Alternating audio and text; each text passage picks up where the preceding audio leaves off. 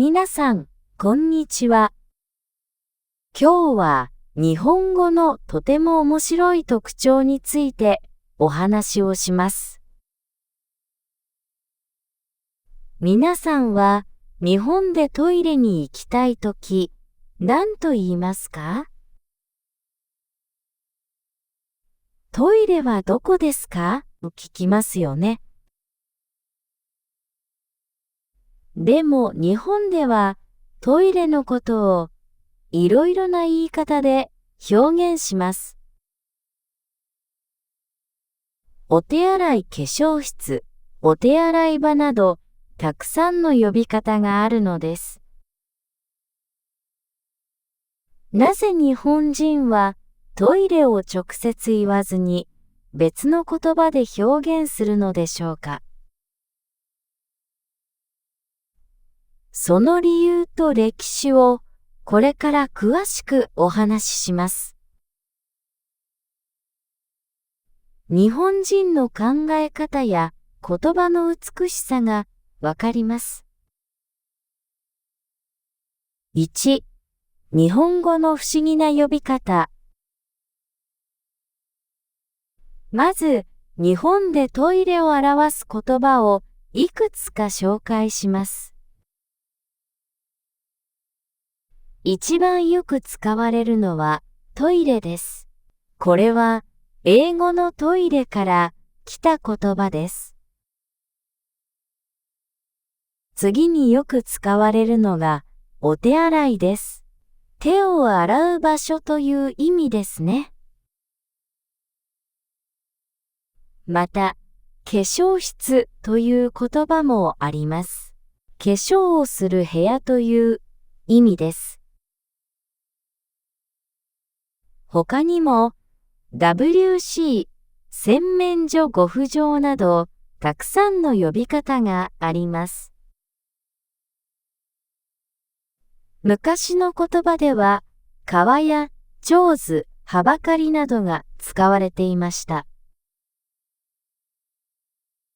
では、なぜこんなにたくさんの呼び方があるのでしょうか？それは、日本人が直接的にトイレということを避けるからです。これを婉曲表現と言います。婉曲というのは遠回しに言うという意味です。日本人は排泄という生理現象を直接言うことを恥ずかしいと感じます。ですから、手を洗う場所や化粧をする場所など別の言い方をするのです。面白いですね。皆さんの国ではトイレのことをどう呼びますか？ 2. 言葉の歴史と由来。では次に、これらの言葉がどこから来たのかお話しします。まず、お手洗いについて見てみましょう。お手洗いは明治時代の小説に初めて登場しました。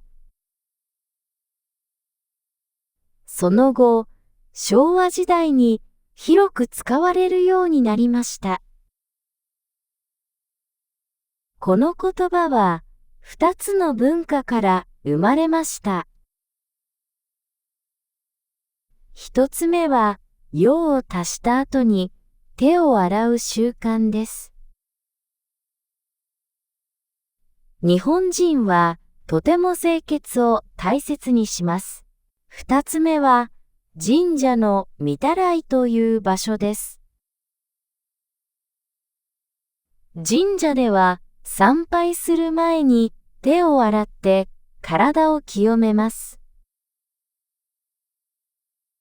この清めるという文化がお手洗いという言葉につながっているのです。次に、化粧室について説明します。これは英語のトイレから来ています。実は英語のトイレはもともと化粧台という意味だったのです。ですから日本でも化粧室という言葉が使われるようになりました。では、昔の言葉はどうでしょうか。川屋はとても古い言葉で、古事記にも登場します。川の上の小屋、または川屋が語源だと言われています。川屋というのは、もやの横にある建物のことです。昔はトイレは家の外に作られていました。江戸時代には、長図、はばかり、ご不浄などの言葉が使われていました。はばかりは人目をはばかる、つまり人の目を気にするという意味です。ご不浄は清潔ではない場所という意味です。このように日本では昔からトイレを直接言わない文化があったのです。第二次世界大戦の後、英語のトイレからトイレという言葉が広まりました。でも今でも婉曲表現はたくさん使われています。長い歴史の中で言葉は変わりましたが、遠回しに言う文化は今も続いているのです。3. 日本人の気持ちと文化。では、なぜ日本人はこのような婉曲表現を使うのでしょうか。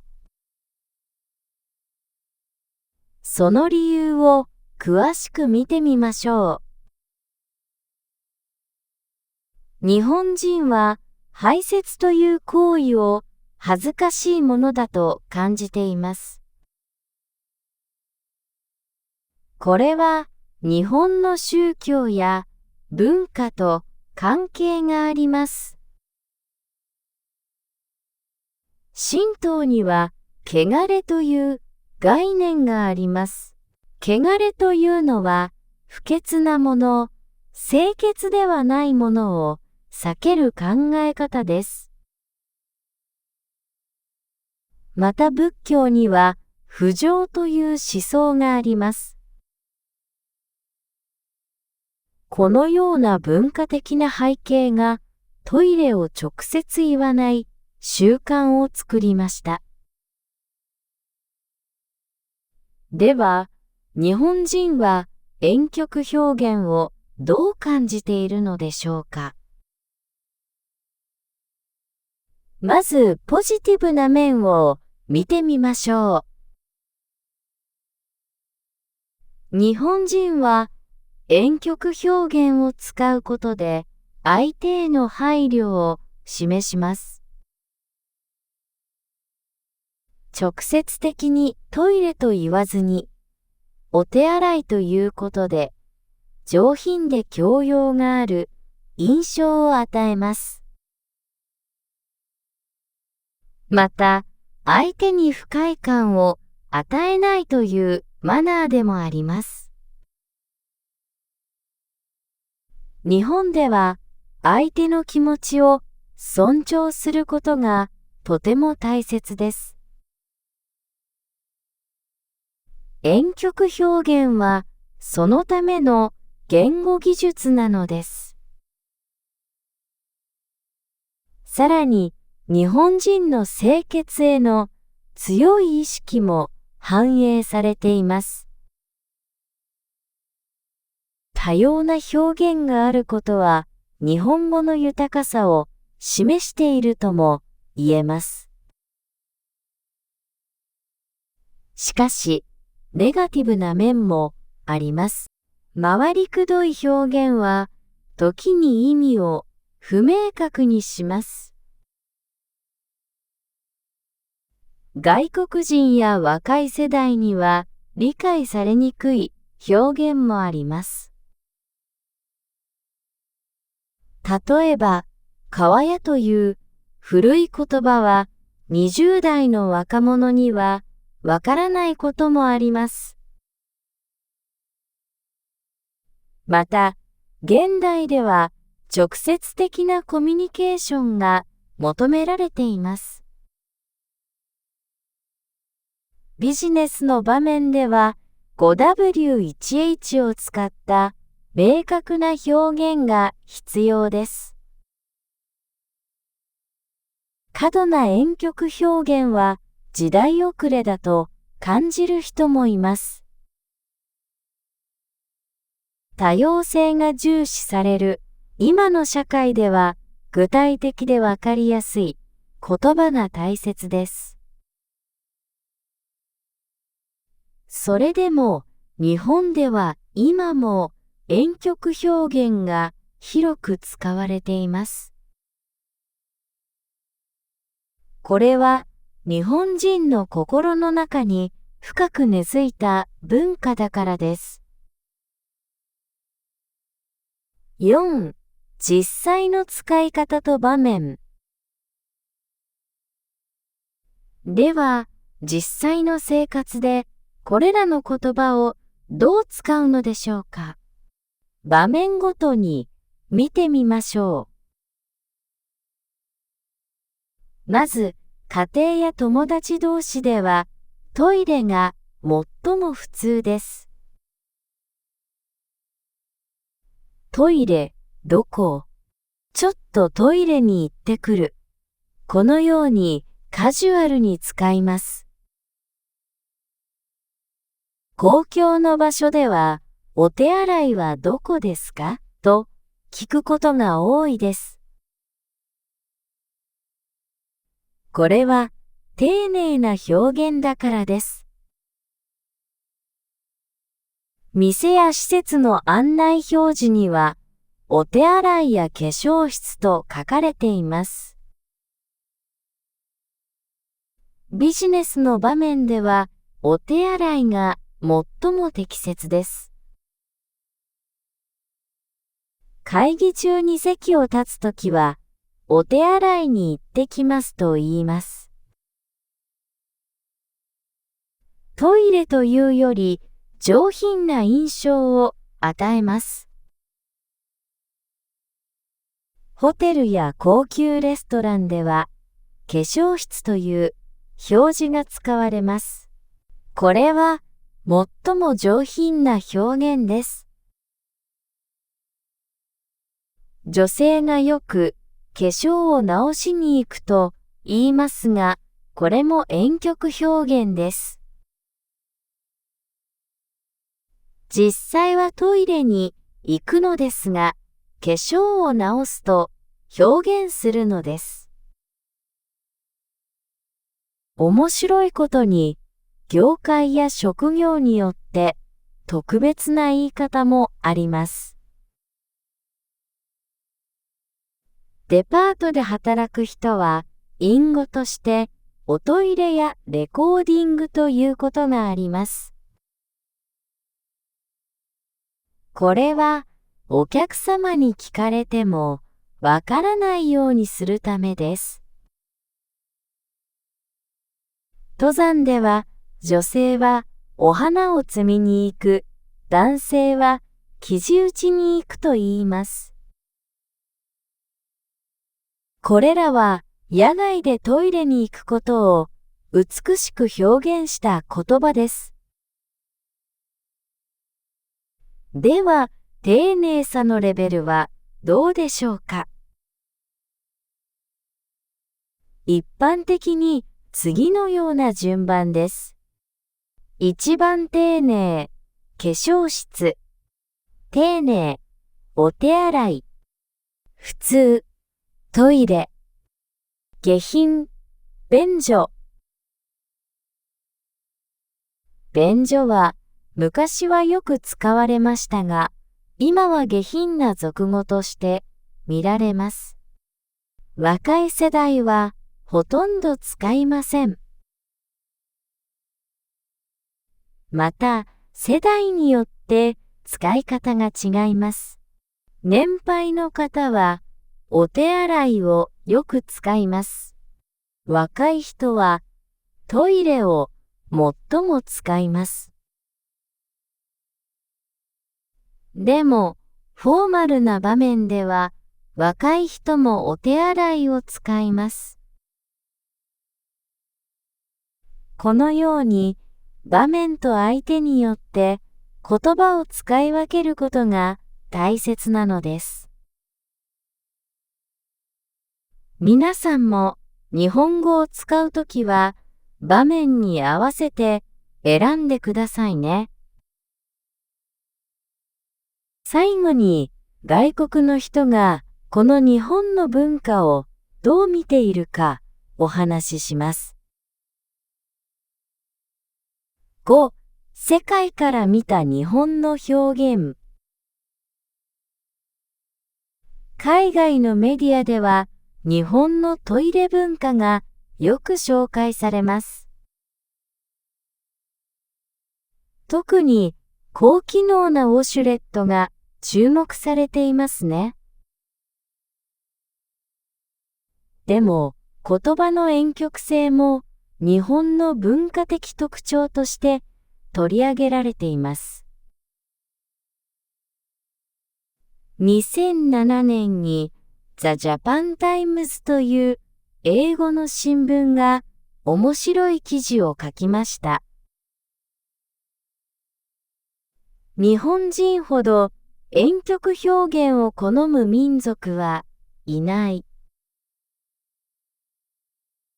不快感を与えない言い方があれば見つけ出し、なければ作り出すと書いています。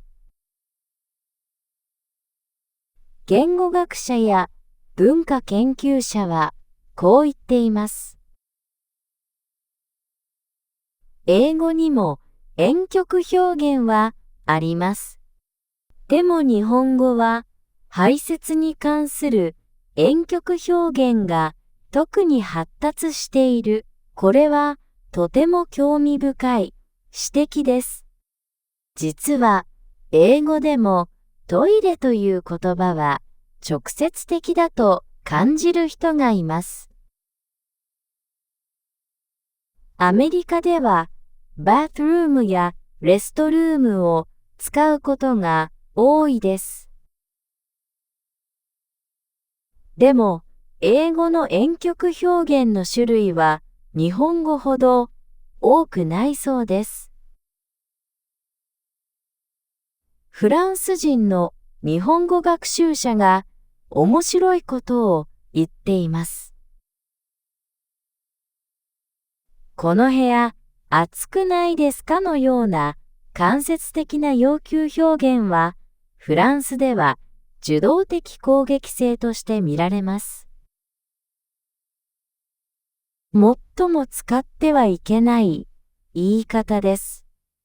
このように文化によって婉曲表現の受け取り方が大きく違うのです。外国人がよく間違えることもあります。お手洗いを文字通り手を洗う場所だけと思ってトイレだとわからないことがあります。また、化粧室が女性専用だと誤解されることもあります。実際は性別に関係なく使える言葉です。一方で、ポジティブな評価もたくさんあります。相手への配慮と敬意を示す洗練された言語文化だと評価されています。日本の清潔文化と結びついた興味深い言語現象として注目されています。英語圏にも似た婉曲表現文化がありますから、共感を得やすいのです。多様な表現が日本語の豊かさと奥深さを示すものとして高く評価されています。最近は少し変化も見られます。ビジネスの世界ではより直接的で明確なコミュニケーションが求められています。空気を読む文化からはっきり言葉にする文化へ移行が進んでいます。でも、接客業や公共施設では今も婉曲表現が好まれています。2010年以降、東京の荒川区が公衆便所という名前を公衆トイレに変更しました。これはイメージを改善するための動きです。このように時代とともに表現は変化していますが、基本的な配慮の文化は続いています。日本人の繊細な心が言葉に現れているのです。繊細というのは細かいことに気づく優しい心のことです。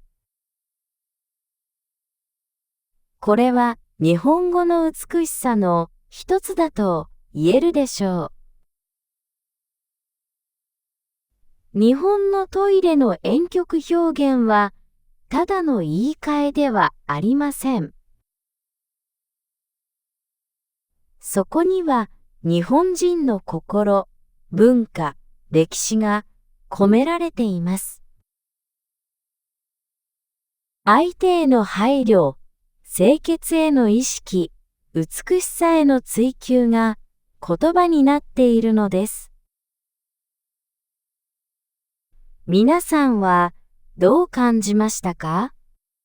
皆さんの国にもこのような婉曲表現はありますか？もしあればコメントで教えてください。日本に来たときは、ぜひお手洗いはどこですか？と聞いてみてくださいね。お疲れ様でした。最後まで見てくれてありがとうございました。今日の動画はいかがでしたか？動画の感想や意見をぜひコメントで教えてください。動画を作る励みになるので、グッドボタンとチャンネル登録、ハイプをよろしくお願いします。それではまた次の動画をお楽しみに。